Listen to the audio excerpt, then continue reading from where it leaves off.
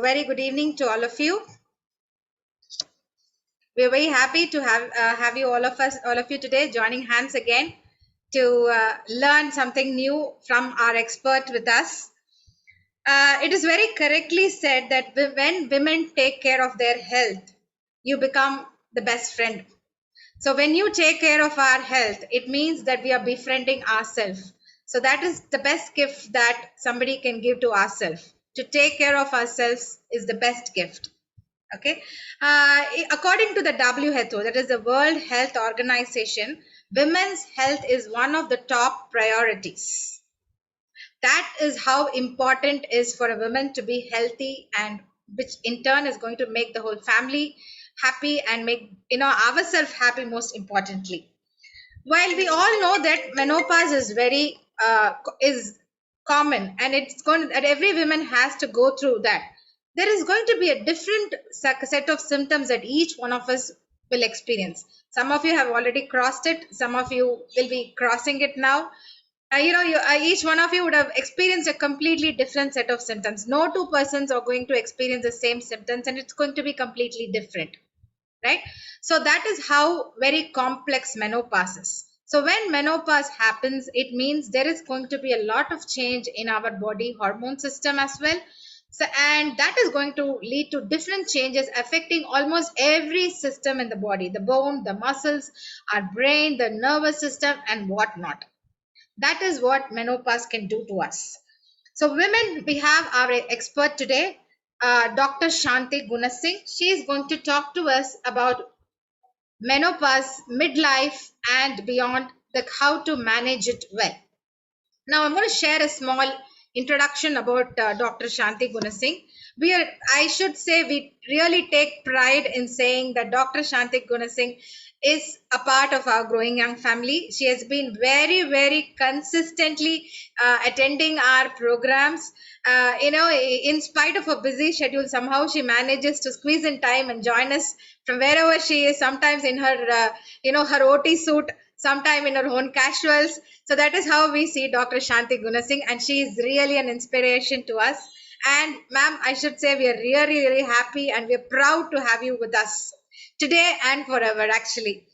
So Dr. Shaanthy Gunasingh is an obstetric gynecologist in Mangalam Healthcare.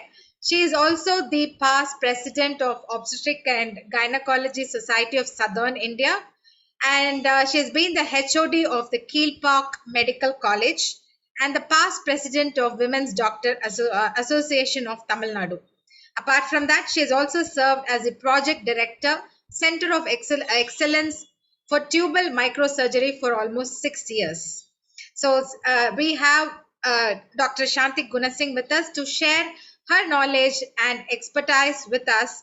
I'm sure it will, answer a lot of queries that we have on an everyday basis. Over to you, Dr. Shaanthy. Thank you so much for joining us today.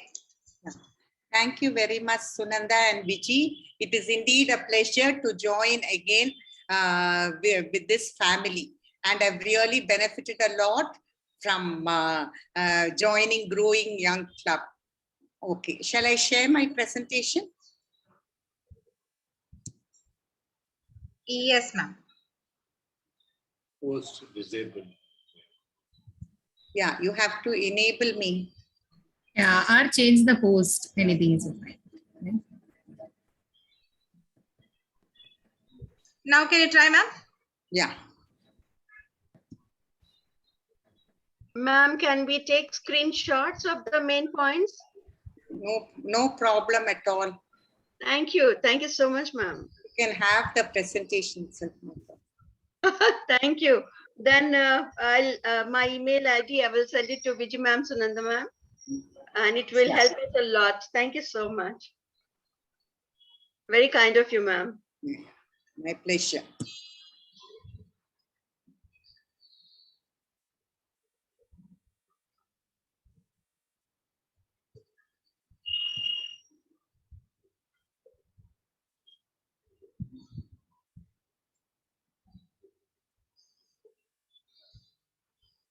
So the topic given to me, can you hear me? Yes, ma'am. Yeah. The topic given to me is midlife and beyond, how to manage. So what exactly is midlife? It is the transitional period of life between young adulthood and old age. So it ranges from the age of 40 to the age of 65. This is a very turbulent period. The primary roles in relationship are changing. Parents are aging, while children are grown up and do not require the same kind of assistance or attention. And we may have to deal with illness, financial issues, career shifts, marital problems, divorce, death, and early stages of mental or physical decline. So what is actually menopause then?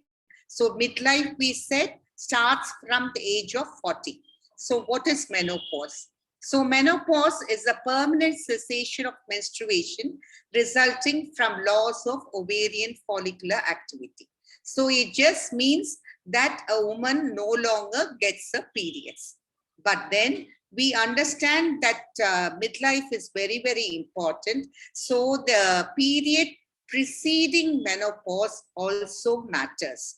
So we have yet another term called perimenopause. That means around menopause. From the first features of approaching menopause. First features of approaching menopause means some people have sweating, some people have irregular periods, and some people have mood instability up to 1 year after the final menstrual period. So it is not only menopause, but the period around that also, which is of great importance. So this can be nicely seen here. This is actually from the West. So for them, the average age of menopause is about 52 years. Unfortunately for us, the menopause is around 46 years. Menopause is very much welcomed in Indian household. They feel free that they can go to the temple at any time. They need not bother about attending functions. They need not worry about postponing their periods. And that is the first relief what a woman feels. But then in India, we see that the menopause occurs earlier, and around 40 years itself, there can be vasomotor symptoms. That is, I said, isn't it? That is hot flush. A person feels, even an AC room feels very hot. And then she just sweats even in an AC room. And then sleep disorders can be there.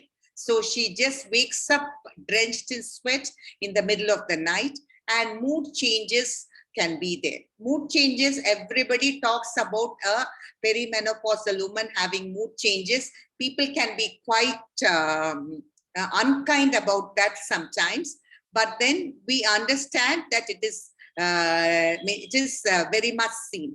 And then after that comes the menstrual disorders. So women always say that when they get bleeding, prolonged bleeding, and when they are nearing the age of 45, 46, it is due to menopause. So we need not bother. But one carry home message from this presentation, what I would like to give is, that is around menopause, people can have irregular bleeding, but then that also should be treated to a certain extent. Otherwise, that will result in anemia, which can be very much detrimental. Then later, after the menopause, comes the urogenital atrophy. That means the genital region, the urological region, where we pass urine, where we pass, where we have sex, all these areas, they undergo atrophy. So because of that, what happens is they can have frequent urinary tract infection. That is very much there. And that can be really very disabling sometimes. This can also result in difficulty in having sexual contact. Much after that comes the osteoporosis, which we all know, that is, the bones become very brittle. Atherosclerosis, when fat is laid on the vessels of the body, especially in the vessels of the heart, which can result in heart disease as well as stroke. So all these things can result, and it starts as early as 40 years. So we understand that menopause is but a natural life event in women. And Emma Thompson said, the trick is to age honestly and gracefully and make it look great so that everyone looks forward to it. But in Indian scenario, as I already told you, the mean age of menopause is 46 years. It predisposes to chronic health disorders a decade earlier than the people in the West. Then fractures due to osteoporosis occurs 10 to 20 years earlier, and heart attack, myocardial infarction, and type 2 diabetes mellitus occur at a younger age because of that. And our burden of cardiovascular disease, all heart attack, all these problems has increased by 110% since 1990. This is a huge number indeed. Our life expectancy has increased. So it means that women spend nearly 1/3 of their lives being postmenopausal. This has resulted in more women being adversely affected by symptoms of their menopause, often to the detriment of their families, work, and life in general. Women are very good at looking after their husband and children, but when it comes to looking after themselves, they really fail miserably. Many women suffer in silence. So what is the impact of menopause on women? This can be both physical and psychological symptoms. Hot flashes and night sweats are most commonly reported, which can be quite disabling, sometimes even embarrassing in when people are working along with meals, and can lead to profound sleep disturbance over many months, low mood, irritability, poor concentration, and sexual dysfunction due to vaginal dryness, causing dyspareunia and loss of libido. Especially when women are getting married late, having all these problems around 40 can be really very disabling. So we all know about these caricature, that is the 7 dwarfs of menopause. So they always describe a menopausal woman as being itchy because she sweats, and then she also has diabetes, which results in lot of itching. She can be pretty mean in sense, very foul mouth. So she can be bitchy. She sweats a lot, sleeps a lot because she doesn't sleep well at night, and bloated a lot because she puts on a lot of weight, forgetful, and in fact, even a psycho. This is how a menopausal woman is being portrayed. But then the problems which she undergoes are really huge. And this cartoon really tells us that this Carol found a way of own way of coping with the hot flushes. That is, she just found refuge in a fridge. So to overcome all these things and to have a rocking menopause, we need to really do certain things. So vasomotor symptoms can occur quite early from the age of 40. And I have told you about the hot flashes, night sweats, palpitations. Palpitation is when the woman is aware of her own heartbeat. So this can be very disabling for the patient, for the woman, and she can be really frightened. And this incidence of vasomotor symptoms can range from 19% to 75%. And we should understand that this vasomotor symptom can be treated by hormone therapy.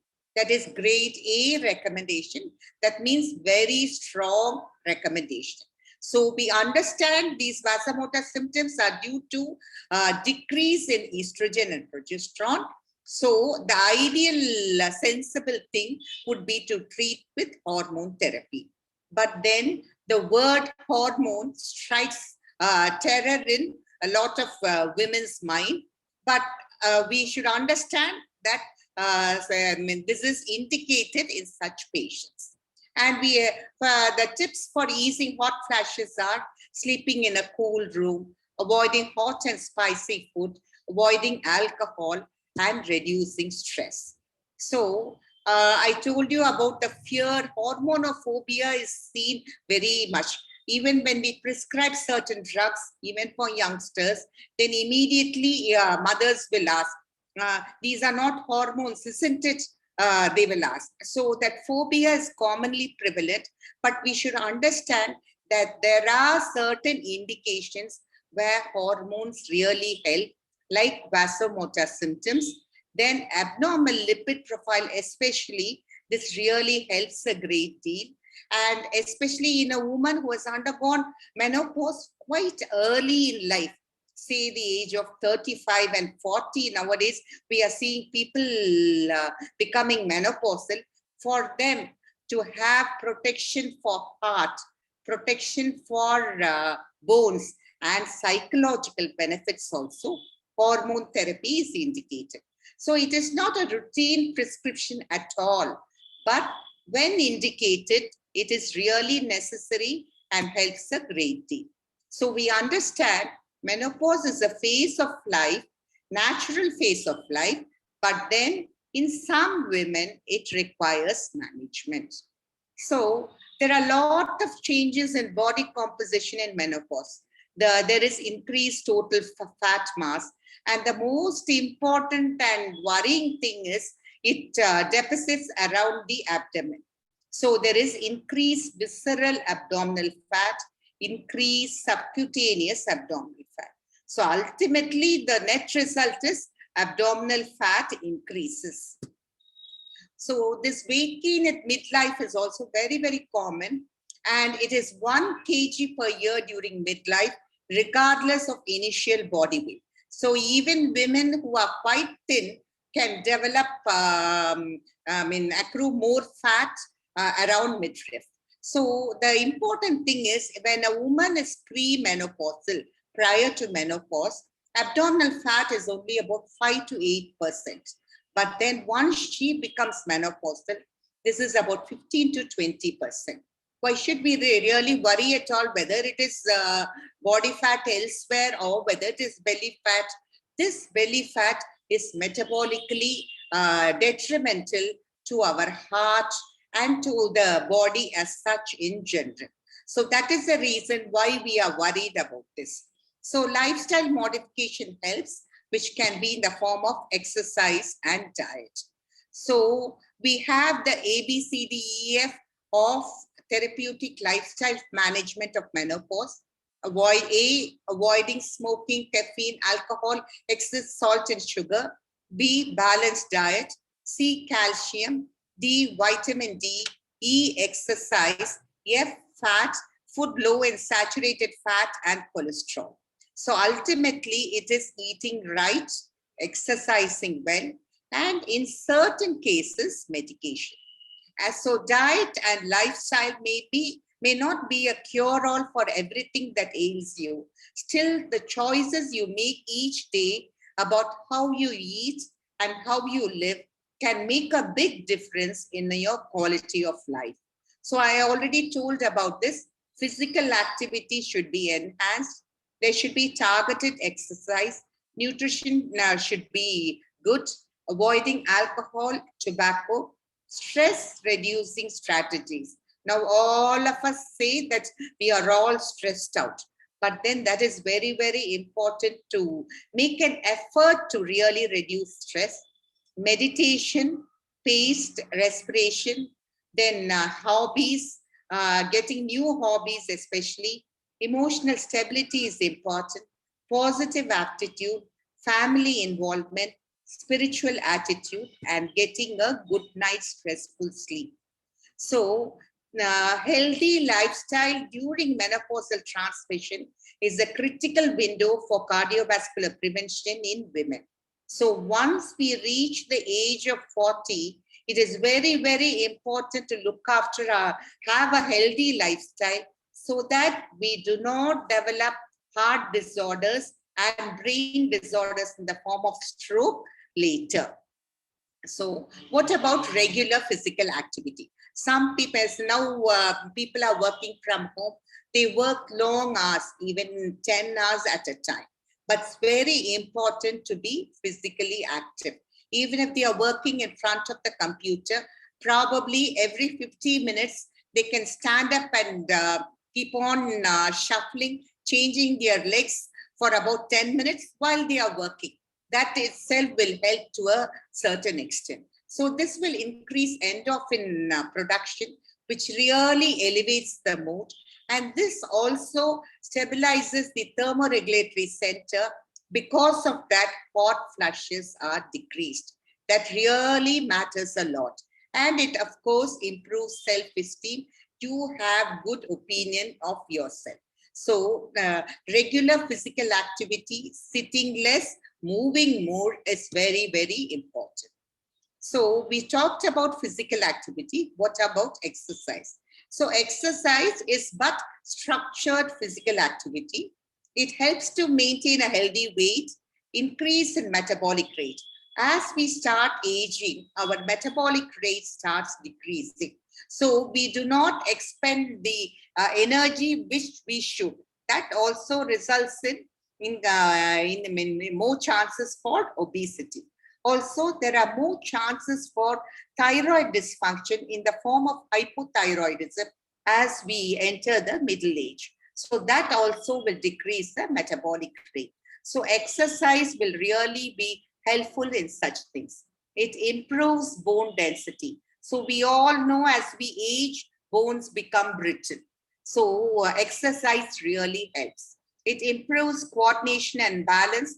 It improves muscle strength and joint mobility, improves the lipid profile, reduces heart attack, improves genitourinary problems. So exercise really helps them to have control over their urination. That really helps a great deal, relieves depression, induces sleep. On the whole, it improves the quality of life. So what are the types of exercise? Aerobics for heart, strengthening resistance training for muscles, flexibility and range of motion for muscles and joints, balance and posture to prevent falls, breathing exercises for respiratory systems, and Kegels for pelvic floor. So in growing young, nearly all these things are well taken care of so that you optimally remain healthy. And what about aerobic exercise? I hope you remember Dr. Shaantha, who talked to us, I think, 2 months earlier. And she is a marathon runner, started running after she retired. So we all cannot be marathon runners. But at least what we can do is we can climb stairs, we can jog at a place, jump rope. So those things will help. And probably when we dance, we become happy as well as we do aerobic exercise. What about strength training? So this is really effective for managing symptoms of menopause, slows down the aging process, and improves body composition. So aerobic exercise alone, walking, all these things will not be enough. It's important to lift weights for several repetitions 3 times a week to provide optimal results. Non-weight bearing, non-impact activities are also very, very important. We have certain yoga postures for menopause specifically. Surya Namaskar, which is really helpful, overall helpful. Vrikshasana, Trikonasana, Virabhadrasana, Parvakonasana, Parivrata Konasana, and Salabhasana. So all these things really help to mitigate symptoms of menopause. Breathing exercise. The importance of breathing cannot be overstressed at all. And so many times, both our life coaches have been stressing on this exercise for balance. This really helps a great deal, especially for the goodness of brain too. And mindfulness in everything. Mindfulness in eating, mindfulness in walking, mindfulness in talking, anything and everything what we do really helps a great deal. So what about Kegel exercises? I said we lose control over our urinary system after a certain time. So as we age, this is quite common. And as we age, so many times, even before going to some place, immediately women want to note where the washroom is. So that is because they are really suffering a great deal. So this Kegel exercises strengthen the pelvic floor. This is prescribed postnatally, that is after delivery. They should continue to do, and especially in the perimenopause, from the age of 40, it is very, very important to do Kegel exercise. Kegel exercise is just holding the perineal muscles tightly and then counting to 5 and then relaxing. You have, but you should really be able to hold those muscles. So it is just that is suppose we want to pass urine here. It is not possible. You have to wait till you go to the washroom. And there also somebody might be inside. So how will we hold urine from preventing us leaking urine? Just like that, we just hold the muscles in the below and then count to 5 and then relax. This can be done while you're seeing TV, while you are talking to somebody even. Others will not know they are exercising even. And now people talk a lot about Tai Chi. So Tai Chi, with this focus on breathing and flowing gestures, this reduces the risk of multiple falls by 47.5%. Ultimately, elderly woman dies only because of a fall. She sustains a fall, breaks her hip. Then after that, for 6 months, she will be in bed and then passes away. So all that can be prevented by doing such exercise. So it's very, very important to do all these. So the global recommendations on physical activity of health are 30 minutes or more of moderate activity on most or all days of week, weight bearing exercise such as walking, strength training 2 to 3 times per week, and balance training for fall prevention. We all know that we have to exercise, but then you might even learn how to exercise. But then sustaining it is really an arduous task. So how do we do it? So you can do something new. Pick activities you can easily walk into your day, like climbing stairs probably, or jogging while you're seeing TV, or find a friend or group to exercise with. So friends really matter a lot at this part of the life. And as a participant earlier said, she felt that it's a group of, she feels as if she is meeting her family members. So this is our growing young program where doing all these things with new friends and guided by excellent coaches, that really helps a great deal. And of course, so many of them might be knowing each other after a particular period of time and really forge new friendship by with their exercise group. So let thy food be thy medicine. That is what Hippocrates said. And Thiruvalluvar also reiterated the same thing. He said, with self-denial, take the well-selected food. And it is about the frame where we have to really sustain so that we are away from diseases. So what about diet? So there is a lot of talk about natural diet. So phytoestrogens are plant substances that have similar effects to estrogens. So most important, we know that estrogen deficiency is a culprit for all our problems. So most important are isoflavones and lignans. So isoflavones are found in soybeans, chickpeas, and red clover, and probably in other legumes, beans and peas. So all these beans are really very, very helpful.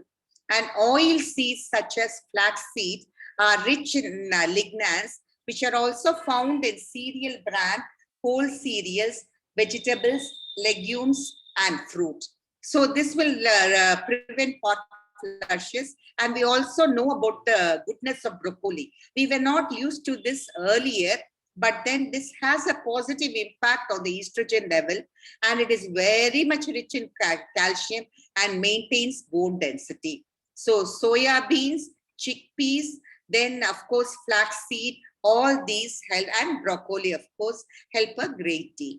And what about tea, coffee, and dairy products? Avoid more than 200 milligram per day of caffeine. So that will be limiting intake of tea and coffee to 3 cups a day. And it's very important to consume a minimum of 500 to 600 ml of milk or curds. And it should be essentially low fat. That is very, very important, because many of us as Indians, we seem to, our lipid profile seems to be abnormal. So to build the calcium bank in bones, it is very, very important to take low fat curd or milk. And this curds also, it is a good probiotic. So it really helps in many ways too.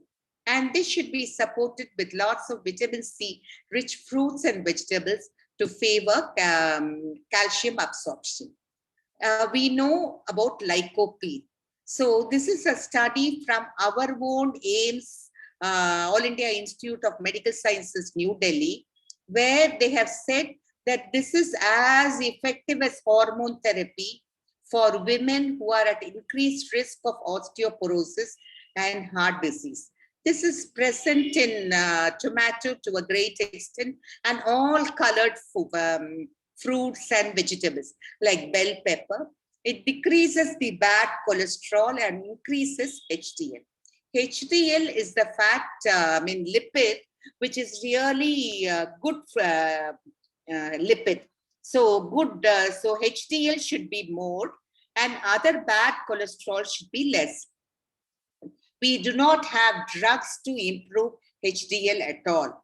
So only if HDL increase, we have cardio protection. So how do we increase it? By walking.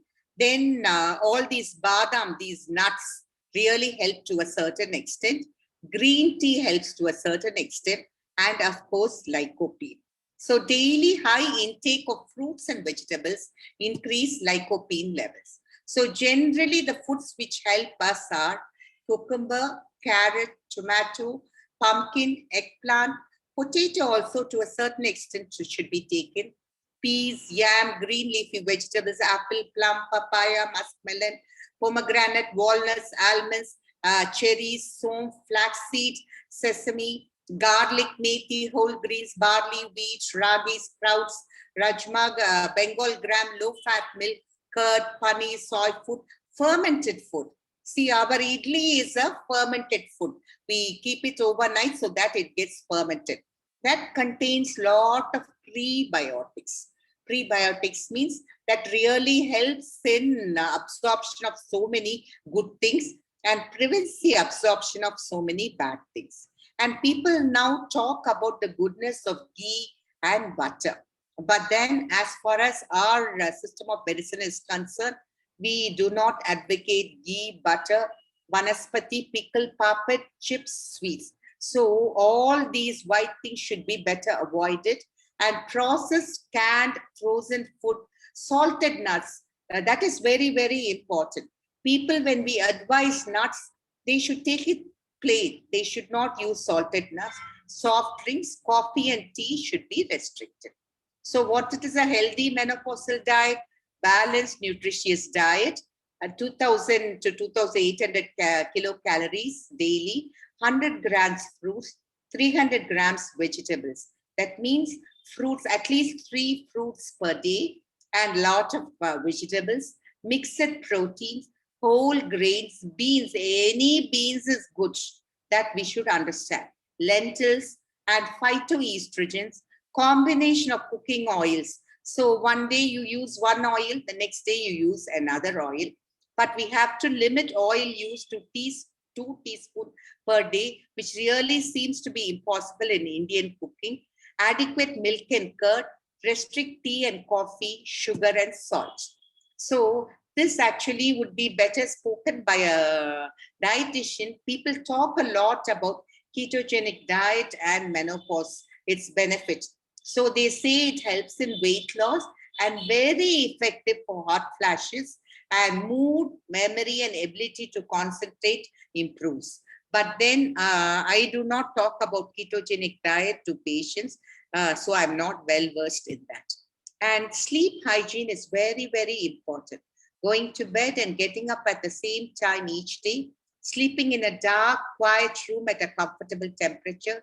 At least 3 to 4 hours should pass before meals, and avoid large meals at night.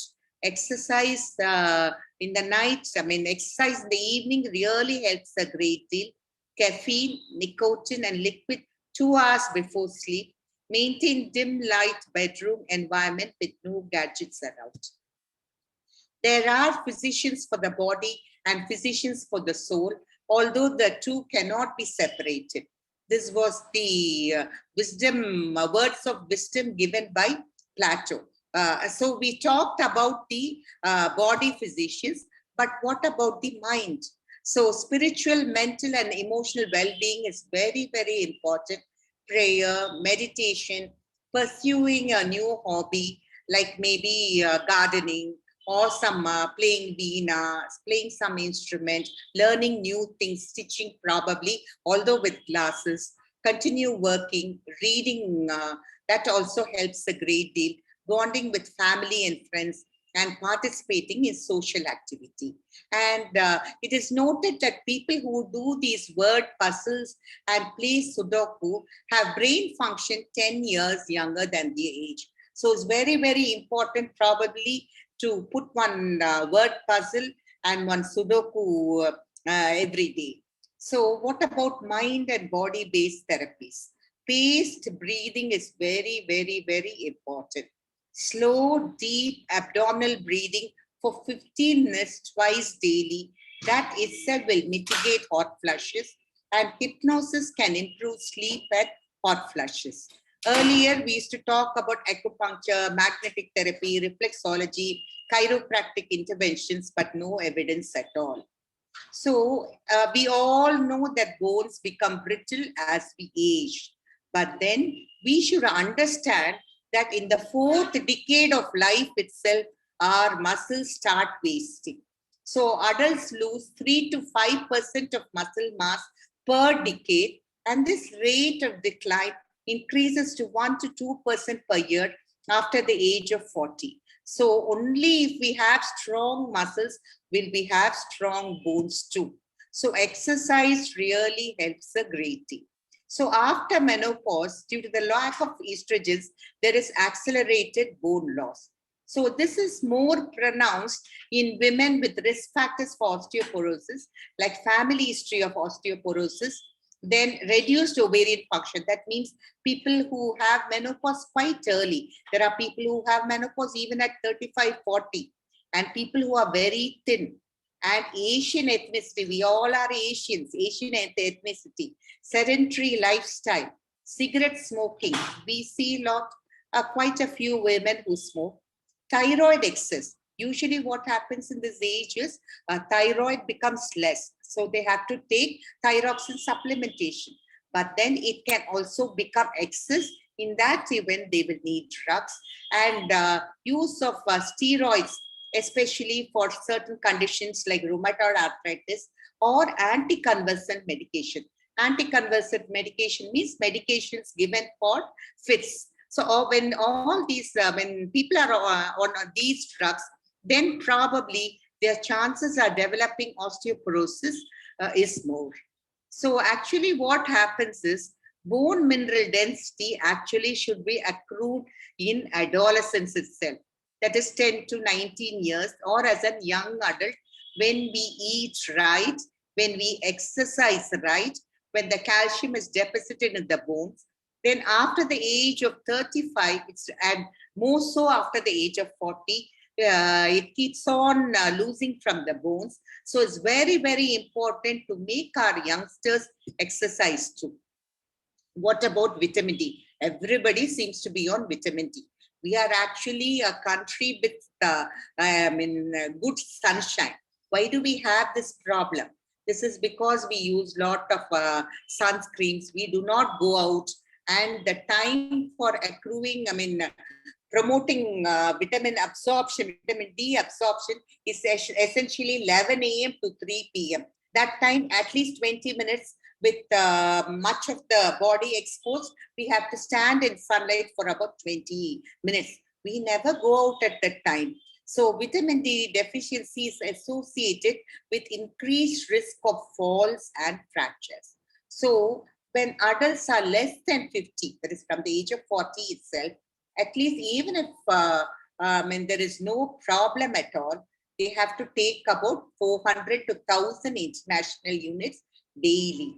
And if the adults, if the women are more than 50, it's not only for women, it's for men too. Or when they have high risk for adverse outcomes of vitamin D insufficiency, like they've had recurrent fracture or some comorbid condition that affects vitamin D absorption, then in that event, like they have to take 800 to 2,000 international units daily. So people who are on steroids, people who are on drugs for fits, who are people who are on medication for rheumatoid arthritis, all these people should take this dose even at a younger age. What about calcium? So it's very important. I told you calcium accrual should start in adolescence and as a young adult.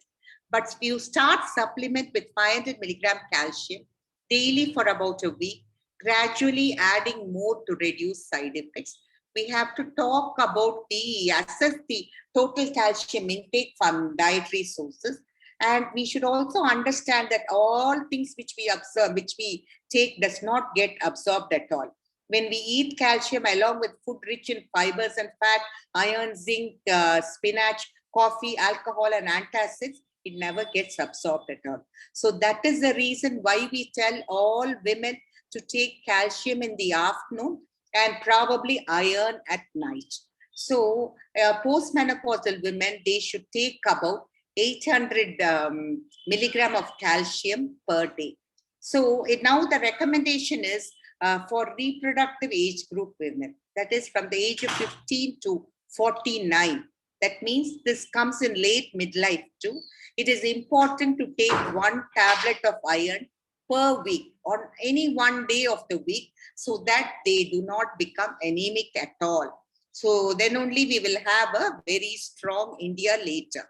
So for all women, it's very, very elderly women, it is very important to prevent falls.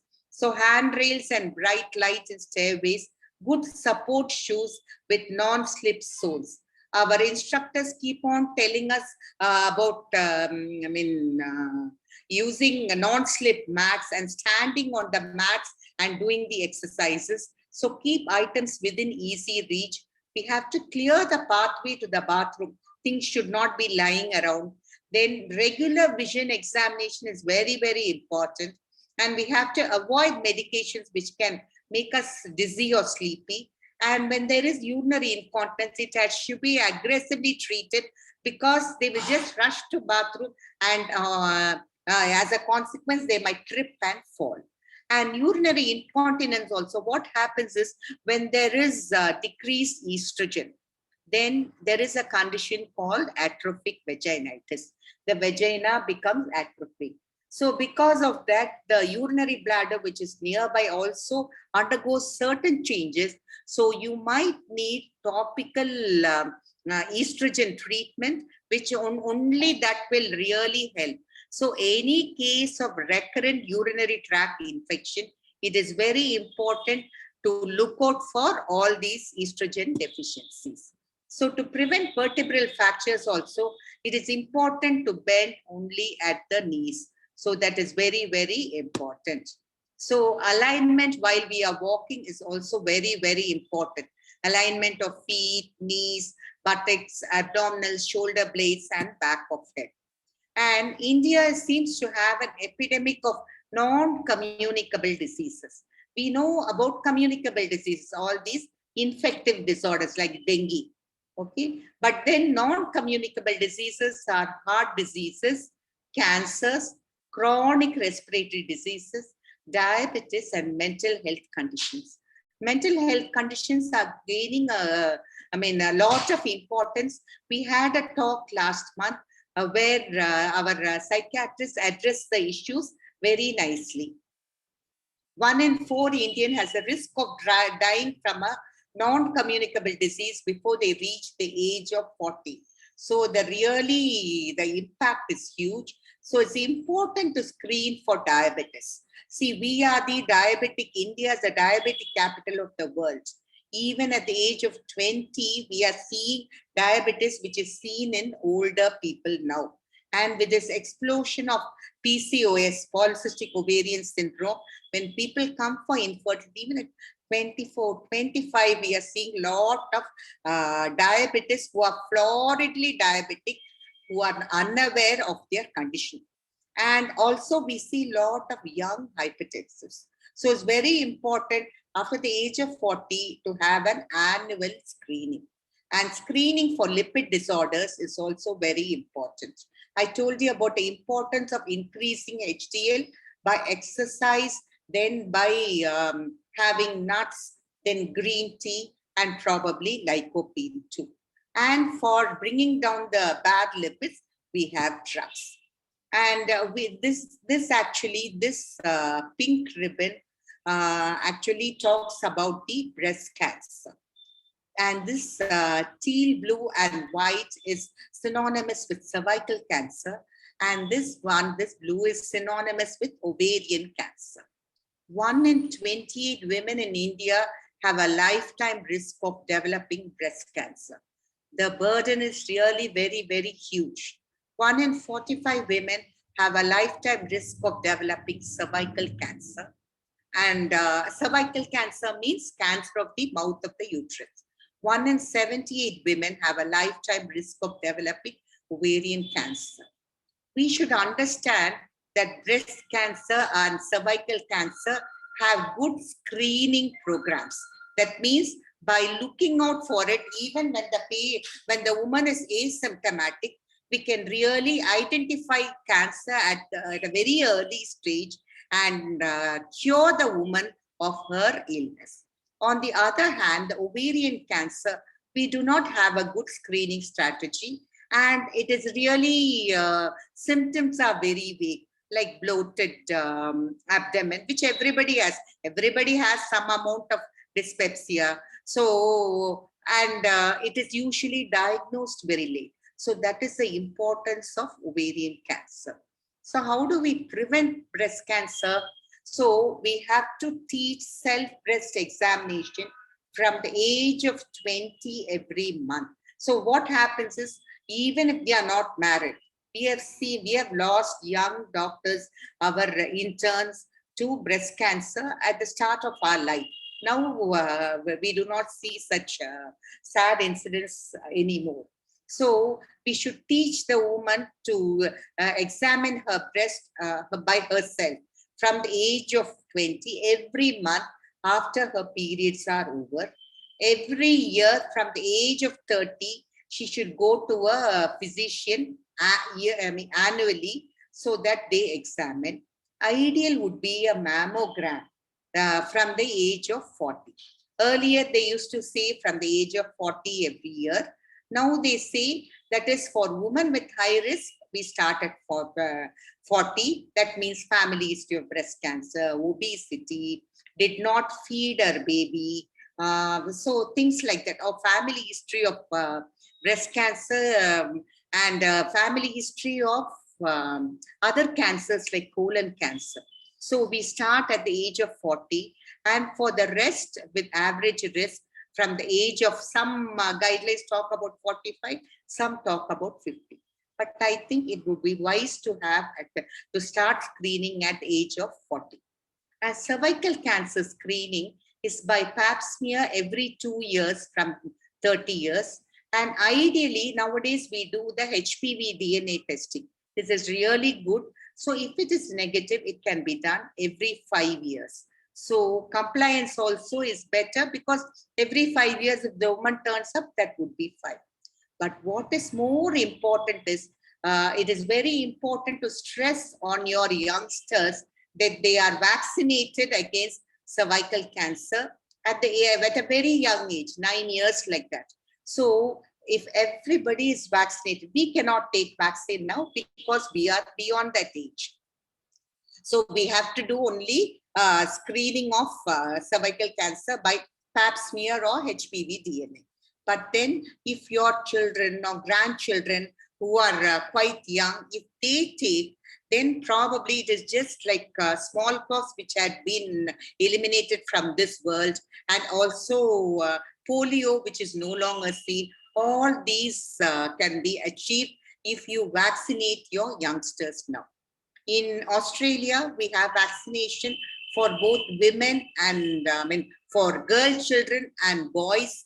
Down the line for about 10 years now, they have noticed that there is a gross decrease in cervical cancer precursors. So it's very, very important to really vaccinate our youngsters. And scanning of abdomen, so many times we say we have some amount of heartburn. We just think, okay, fine. But then it is very important to just have at least an ultrasound abdomen, which can at least tell you grossly that there is nothing wrong to a certain extent. So to conclude, it is very, very important to have a healthy diet, regular exercise, positive attitude to life, engaging in hobby, work of choice, housework or community work, no smoking, a minimal alcohol consumption. That is, I'm not promoting. The thing is, in the West, that is the order of the day. But then ideal would be to abstain from that. Vitamins, antioxidants, hormone therapy where indicated, and screening for non-communicable diseases is very, very important. So aging happens, but good health is planned. So I thank everyone for the patient hearing. I also thank Viji and Sunanda for having given me this wonderful opportunity. Thank you very much. Thank you so much, ma'am. It's our privilege to listen to you for so long.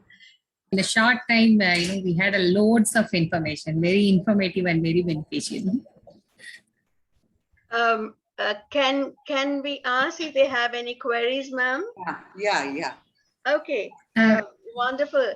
I was just noting down the points, jotting down, and you said you can check personal, you can check your breast cancer. How can we do that? You can show some steps. See, in the West, they do not talk about self-breast examination and clinical breast examination. They talk only about mammogram, but that you have to go to some place. So from the age of 20 itself, actually with the padded fingers, this is the pad of the fingers, that is, you don't do it like this. Not with your tip of fingers, but the pad of your fingers, you just go around your breast. So round and round, so that all quadrants are covered. And then this is ideally done post-menstrually. Pre-menstrually means that can result in some amount of pain. And you should also become breast aware by seeing yourself in front of a mirror so that you know how your breasts look normal. So gross things can be easily identified. And there is a paper from Tata Memorial. West, they just decry all these things. But then there is a paper from Tata Memorial for many long years they have followed, and they've really said that this has really helped to bring down to help in early detection of breast cancer. So with just the pad of the 3 fingers, you just go around the breast. All quadrants are covered. And this can actually be kept by either you can keep your hand on the hip, and with the other things it can be palpated. Or so when you are seeing on right side, you keep your right hand on the hip and then palpate with your left hand. You can also see routinely, if you start seeing, at least you know what is normal for you. Okay, and it should be, or you can even lie down and see. Or in a shower even, when you're taking bath, it can be done. So you should get used to your breasts. You will become breast aware. Awesome. Thank you so much. Very informative. Can I ask one more question? I know many friends will be, you were asking about screening about for diabetes. Yeah. And hypertension and lipid disorders. Yeah. But when one of my cousin have very, very high, diabetic, and she has the pricking in her legs as well as, she's becoming thin day by day. Mm. So no doubt she's taking medicines and everything. But what will be the best thing, suppose for the other family members to take precautions right now? No, see, diabetes, just being an Indian itself, you are prone for diabetes. Being a South Indian, you are all the more prone for diabetes. No, this is what we say, no? See that good things don't come on, are not passed on easily.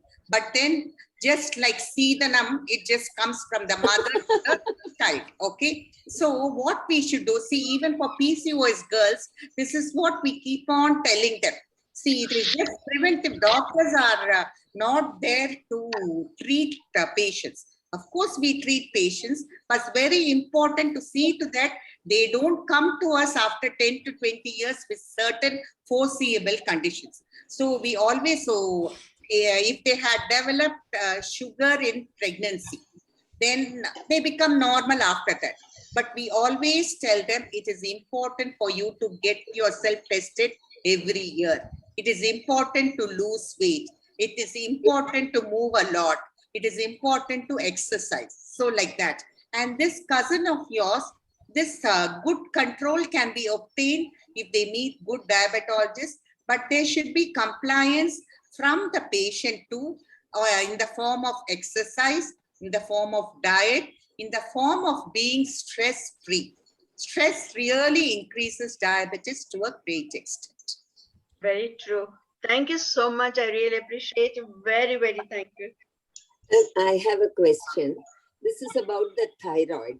We are now having all thyroid, like you have iodized salt in every way. Is it really necessary?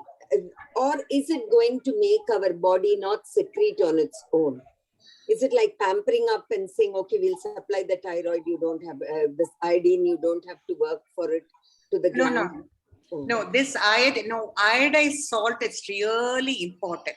India has been a pioneer in a lot of things, but we have not been, we as Indians have not supported our government throughout. Even now we get lot of, all salt should be iodized. That is the rule. That is the rule. But then we ourselves, all of us know, many of us want to take other things. We say that is quite natural. See, this is quite natural. That is what we say. But then there have been lot of studies which have really stated that iodized salt supplementation has really helped.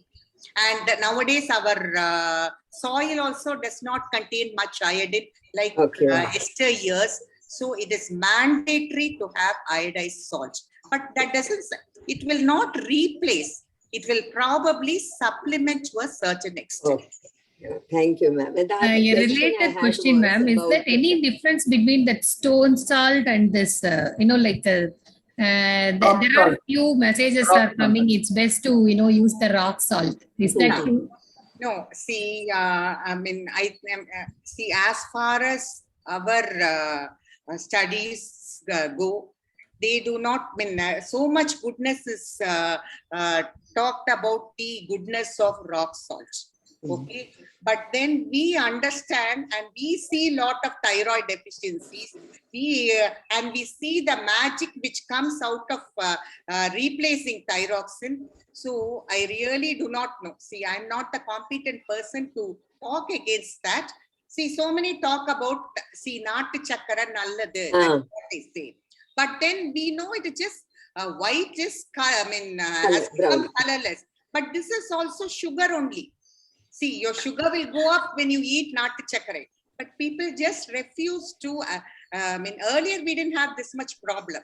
Now there is a lot of, after this WhatsApp universities, people do not, they think that eating Naattu Chakkara is good for a diet. It is, yes, it's good for diabetes. Yeah, that is what they think.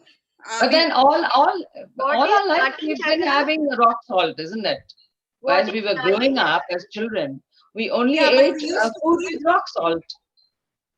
I know, but we didn't see so many. Nowadays, how many goiters do you see? When I Yes, was a lot of goiters, 36 years ago, we used to operate so many. Now we don't operate at all. See, thyroid, the surgery has really become minimal. Lot of interventions have really become minimal. There is now it is 37 years since I entered medical school. So, I mean, so many things we are seeing. We used to see a lot of people with big goiters. Yes. We do not see that this much nowadays. All that only because of iodized salts. But the failure has come because, certain companies, they tell a lot of lies. See, we did a research now, and Amma salt contain more salt per ppm than other salts, which are really being advertised in TVs. That is what one of our postgraduates, when she did, she said. So I think this is what I can say. Actually, I have a question about osteopenia. What could you do to improve on osteopenia? See, osteoporosis is advanced stage of poor bone health. So yeah, because I seem to be having very frequent fractures with osteopenia. No, that becomes osteoporosis. Osteopenia. But they've said I've got osteopenia, so I've got bad spine as well as bad toes, and I'm doing exercise. I was in the army for several years. I was doing always exercise, basketball, running, marching, all those things, and then I've constantly been working as a nurse, so I'm constantly on the move. It's just the last 1 year that I have not really moved around much because of this COVID and all these lockdowns that we've been having frequently. So, I mean, does that affect your osteopenia more because you've not been moving around? Yeah, no, that's what I said. Move more. So even when we are sitting, probably, I should have stood up and spoken the last 10 minutes, probably. No, that constant thinking should always be. That is what I tell our IT professionals also. Instead of going on cribbing that you have to sit with the computer, just stand. And osteopenia is the stage prior to osteoporosis. So you should be really happy that you have identified now. So all your calcium, your exercise, then what is that, vitamin D, all that will. Yeah, I am not taking calcium. Am I supposed to take calcium? Because they say I'm around 74 years old now. So I don't know if I should be taking calcium because that could have adverse effects on my arteries. No, see, people think this calcium goes and gets deposited in the arteries. Yeah, arteries, plaques are from this. It is not at all. And even for people with stones in the urinary system, everybody seems to now we drink only we don't drink ordinary water at all. All of us, so because of that, I think it's very, or maybe we take more scans. We are seeing a lot of urinary stones. Calcium, which is water soluble now, will never cause a stone. Second thing, unless you have a wound in the artery, like the calcium won't go and deposit. And if you have a less calcium also, if there is an injury to the endothelial layer of the artery, calcium would deposit. So taking calcium won't make a difference. Take a water soluble calcium and just do a rope jumping. That is adequate if you can't go out. Yes, I've not been given calcium at all in my diet. So I've not been given calcium. And I don't drink milk, nor do I have yogurt. So I don't know if that's another cause that because I'm not a milk drinker, so I'm not very fond of milk either. And nor do I have cheese. I don't like any cheese because it's very fattening. So how do I, but I eat a lot of whole grains like. Whole grains really help. Either another rajma dal and moong dal and either pachapaira, all that I have, all those things I have. No, all those things really help a great deal. But it would be wise, how far it will be helpful is a different matter, but it would be wise to have calcium in the postmenopausal age. Okay, so what do I take? What do you think? What do you suggest I should take? No, see, people talk about calcium carbonate. Ideally, would be a calcium citrate malate. Any CCM, it comes as CCM. So all that, one tablet at least in the afternoon after meals you can take. Okay. So, Dolly ma'am, the person who parallelly answered was Dr. Shubha. Hello. She is also a gynecologist. Hello. Hello. Sunanda and Vijay are doing great job with us in the exercises. They're doing a fantastic job. One more And, diet input I will give you for the calcium, which I tell my patient, because I myself am a vegan, so I don't indulge in dairy. So I take a sesame seeds. Sesame seed and spinach are a high calcium source. Yeah, I take sesame seed also. Yeah, I take sesame seed. Thank you, Shubha ma'am. Second thing for osteoporosis, one more thing which we suggest is a collagen. If you are a vegetarian, take a collagen supplement, or else the gelatins or bone broths. They do well for the gelatin. Oh no, I'm not very fond of meat, so I don't eat meat. I'm a vegetarian, though. You can though we are. I'm a Christian, but I don't eat meaty food. I only have vegetarian food. You can take a collagen supplement. Oh, okay. Thank you. Vasanta aunty had a question. Yeah. Shaanthy ma'am. Rajam, I want to ask you, in the night, I'm an 85-year-old lady, and very frequently I pass urine. For me, it's very difficult to control urine at this age. And very frequently I get up about 6-7 times in the night to pass urine. So are you diabetic, madam? No, I'm not diabetic. Okay. So see, one thing is diabetes. Okay. So if you control diabetes, it becomes all right. Second thing is, usually what happens, I said, the estrogen deficiency, there will be urogenital atrophy. Uro means nearing the urinary orifice, and genital is around the vagina. Okay. Okay. So because of that, that is called as atrophic vaginitis. So if you go and meet a gynecologist, they will examine you locally. Okay. And for some period of time, they might put you on estrogen cream. So that estrogen cream, for a short period only, that itself will really help a great deal. That's so. Then I don't have to get up in the night frequently. Yeah. Or what happens? See, heart, when people are on drugs for cardiac failure, sometimes they might be given this diuretics. Usually diuretics should be taken in the morning. Sometimes you see the cardiologist will think that it should be given in the evening too. So all these things, in that case also, there might be increased urination. Okay. So that disturbs sleep. Okay, you go for a walk, madam, in the evening. You might feel a bit. I do go. Evening. I do go. Doctor, I do go. I do a walk every day for half an hour. But even then, you don't believe. During the day, I don't go so many times. But in the night, my God, 7 to 8 times my sleep gets disturbed. And I have 7 to 8 times. She is one of the elder person in our group, and I know she asked me, can I do the regular Surya Namaskara? When you are doing the chair Surya Namaskara, can I do regular one? She asked me. Any heart problems, any kidney problems, all that should be evaluated, because when we are taking rest at night, when these act, so more of urine output is there. So all these things also should be looked into. I only have BP. I mean, the BP is controlled by medicine. Other ailments I don't have. Heart problem, not diabetic, nothing of that. What drug do you take for BP? For blood pressure, I'm taking MedPure XL 25 mg. Okay, that doesn't cause that doesn't cause increased urine. Can I suggest something? She may be having a bladder, bladder atrophy and bladder. These are typical bladder symptom which comes with the aging. So one tablet of Veltam will be helping her, but later get it suggested by a urologist. Veltam will keep her bladder frequency real down.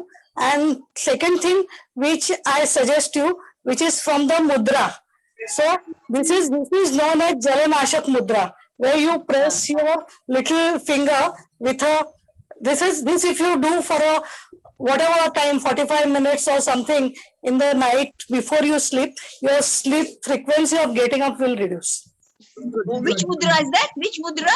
This is called a Jalarodhak mudra, where you press your little finger with your thumb. Okay. So 45 minutes if you try and do it just before sleeping. Okay. Jalarodhak mudra. This is a water element. This is a water element. This finger suggests a water element. So when you are dehydrated, you have to increase it. When you want a less water output, you have to do like this.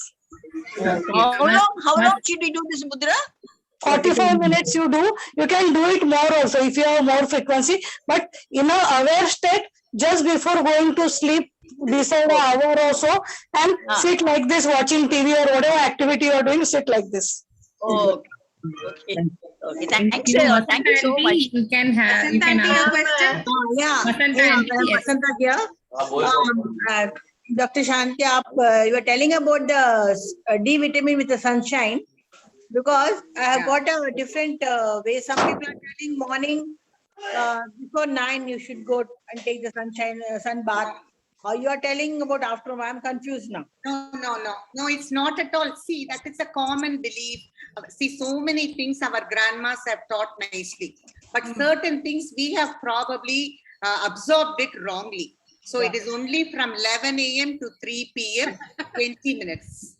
Good. In any season, like, for example, I'm living in Pune.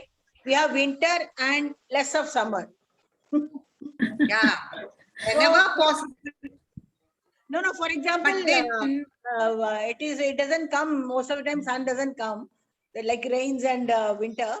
But the timing, or like one physiotherapist has suggested me, winter में आप summer में 9 के पहले चले जाओ.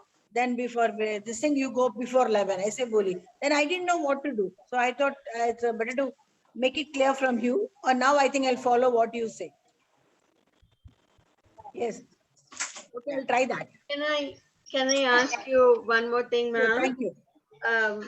You were talking about stress reducing strategies. Can you just share with us one or two strategies? Like one, you said walking and friendship and all. Anything else, or? See, what is that? This pranayama, all these breathing activities, they really help to a great extent. That is what I just said. See, even during class, we keep on deep breathing. There's so many things. For 15 minutes continuously, twice a day, if you do, that itself calms you down. And then if you are a believer, you just go in for spirituality. That is, you just take recourse to it. You can be a non-believer and still do meditation. So that is also there. So all these, and of course, exercise itself releases lot of good hormones like dopamine, oxytocin, serotonin, endorphins, which really elevates your mood. So when your mood gets elevated, naturally you become very calm. Your stress is reduced. Thank you so much. Thank you so much, ma'am. Appreciate it. Shirin ma'am, you are in mute. Please unmute yourself and ask the question. Shirin ma'am, I have asked you. Yes, you can talk now. Now, Dr. Shaanthy, I want to lose my weight. My weight is too much. So how to lose my weight? Actually, losing weight is you exercise more, you eat less, you are actually moving around a lot. That is, a body composition differs from each person to person. That is there. But then you have to, maybe your basal metabolic rate is very low. For me, I might eat less, I might work out more, but I am always on the, I find it very difficult to lose weight, but at least we remain healthy. So the only thing is your energy expenditure should be more, your intake should be less, and you have to exercise and be stress-free. That is most important. Stress also puts on a lot of weight. Yeah. While walking also, my knees and my backbone is paining, ma'am. But for backbone, it is important to walk. Initially, you might have pain, but then it is very important to walk. And by doing all these exercises suggested by our tutors, probably your back pain will go down. And probably you can look after your bones also by taking calcium, vitamin D, all those things might help. Okay, thank you. So after you're 74, you should start losing weight, but we don't seem to lose weight. We get a lot of fat storage, though I have just 2 meals a day. Do you think I'm making a mistake in that? No, I have a meal at about 1 o'clock in the afternoon, my first meal, and the next meal I have about 6:30, and that's it. And I don't have anything else after that. No, the thing is, probably you have to keep yourself active. I don't think you would put on that much. No, I'm active. I do a lot of exercise. Every day at least I spend 2 hours exercising. Then I do housework because we don't have maids and all here. I have to do all my housework myself, from washing, ironing, cooking, and cleaning up and everything myself. So I'm all the time on the move. Yeah. So, but still, my obesity hasn't come down at all. It's just piling on. And have you started putting on more weight?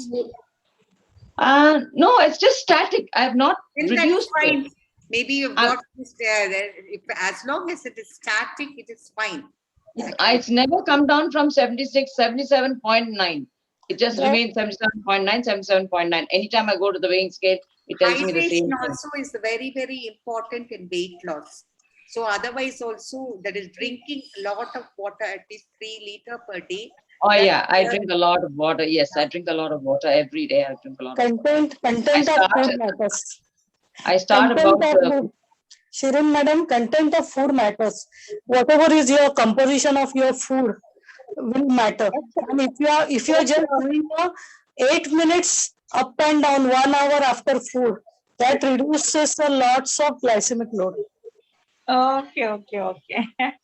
Yeah, I do exercise after eating food. I don't, because they say women have to do exercise after eating food. 1 hour or half an hour after eating food. This question is from Dolly ma'am. So she's been doing, the one who's questioning the ma'am, I think you should switch on your video. So she's like, there is a mix of questions now, actually. Yeah. Sorry. Yeah. Okay. Sorry. It's mine. Okay. Yeah. So Dolly ma'am was asking about the weight, actually. Yeah, I was asking about the weight. Yes. So content matters a lot. The carbohydrate high, we Indians are used to high carbohydrate food, and that causes a lots of trouble, especially after menopause. We are less in carbohydrate. It helps a lot. I'm not eating like carbohydrates like idlis and dosas and all that. I'm not eating that. I have rice maybe once or twice a week only. The rest of the time I have oats and vegetables, steamed boiled vegetables. I don't even fry it in oil. Okay. There has to be pinpointed. It has to be pinpointed. History taken and I know. I don't know whether I'm doing the wrong thing with my diet or what. I'm not very sure. That's what I don't seem to know. If you don't gain weight, you should be happy. No, I'm static. I am static in weight. After a particular age, when you're doing everything for your fitness, and if you don't gain weight, at least I think you should be happy afterwards. Okay. That because is it maybe because of the genes? Is it genetically more? Yeah. Okay. I suppose so. Thank you. Thank you for the discussions. It's very informative and very nice, and you brought it up very well, and we enjoyed it. I enjoyed it. So it's past midnight, so I'm going to say good night and thank you very much for the lovely talk. Good night, ma'am. Yeah. Okay. Any other questions? Yeah, if you permit me, I'll ask one question, ma'am. Yes, ma'am. I was talking about my cousin who's losing weight in sugar. Is there anything to gain weight for her? No, it's not. It's just control of sugar. Diabetes will stabilize the weight. So when if they are losing weight, it doesn't mean only due to sugar. It can be even due to other things. There can be other comorbid conditions what we are missing probably also. So any loss of weight, even if there is pointed to one disease, we always go through a series of evaluation for other things also. So we do not miss certain things. True. Thank you. Thank you so much. Thank you. Yeah. Thank you, Shaanthy ma'am. In your busy schedule, like you took a time for us to present here, and it's a really, wonderful session, very informative and useful and beneficial to everyone. And, as I said, in a short time, you gave loads of information to everyone. It is very, very useful to everyone. And, one thing I want to mention here is many used a sentence like, when doing the exercises, they say, I don't have time, right? We can, tell you as an example, how you are taking time to do exercises in your, in a schedule. You are an inspiration to everyone. Thank you. Thank you very much, ma'am, for your presentation today. Thank you very much. It was my pleasure presenting here and meeting everybody. And it was nice interacting with everybody and good contributions from Dr. Shubha. And Thank you. Thank you. Thank you, Dr. Thank you, Shubha. Shaanthy ma'am. This You is are very very motivating, inspiring, and informative. As Viji ma'am said, same thing, and really blessed. We feel really blessed. I feel blessed to have such a wonderful ma'am with us. Thank you. Thank you. Thank you, Dr. Shubha, for your input. Thank you, Shaanthy ma'am, for joining us. Very informative. Thank you. Thank you all for joining us today. Thank you. Thanks, everyone. Thank you, Have a nice- doctor. Thank you. Thank you. Bye, everyone. Meet you all soon. Thank you. Thank you all.